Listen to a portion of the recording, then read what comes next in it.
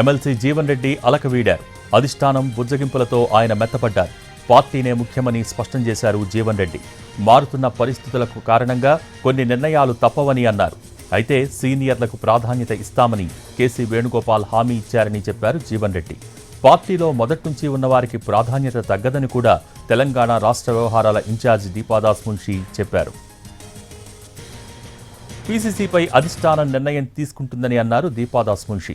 పార్టీలో జీవన్ రెడ్డి సీనియర్ నేత అని, జగిత్యాల బీఆర్ఎస్ ఎమ్మెల్యే చేరికతో ఆయన అగౌరవంగా భావించారని అన్నారు. అయితే ఆయనను కించపరచడం తమ ఉద్దేశం కాదన్నారానే. జరిగిన పరిణామాలు ఏదైతుందో కొంత మాకు స్థానికంగా మనోస్తాపానికి గురి కావటం, ఆవేదనకు గురి కావటం జరిగిన మాట వాస్తవం.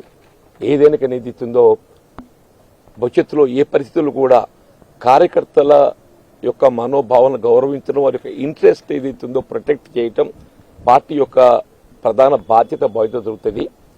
ఇలా cadre is prime for any political party.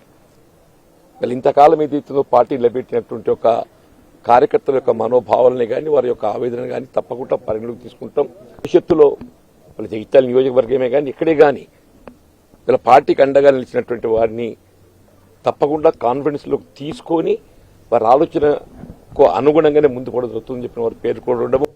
Senior leader का थोड़ा स्वाभिमान में आघात हुआ था, इसीलिए हम लोग साथ ले आए. जनरल सेक्रेटरी केसीजी से बात किया और केसीजी साफ साफ ये बता दिए कि हमारे सीनियर लीडर का स्वाभिमान पे आघात नहीं होना चाहिए.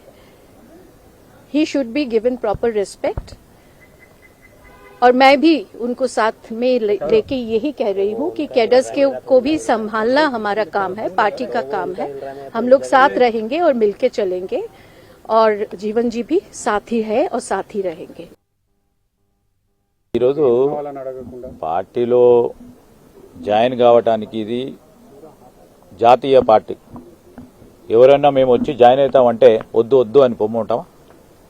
దానికి సంబంధించి కూడా ఈరోజు పార్టీలో పనిచేసిన కార్యకర్తలను, అందుకోసమే అధిష్టానం కూడా స్పష్టంగా ఈరోజు చెప్పడం జరిగింది. పార్టీలో పనిచేసే కార్యకర్తలకి, నాయకులకి తప్పకుండా వారి గురించి ఆలోచన చేయటం, వారికి కూడా ప్రముఖమైన పాత్ర వహించే బాధ్యత తీసుకోవటం జరుగుతుందని స్పష్టంగా చెప్పడం జరిగింది.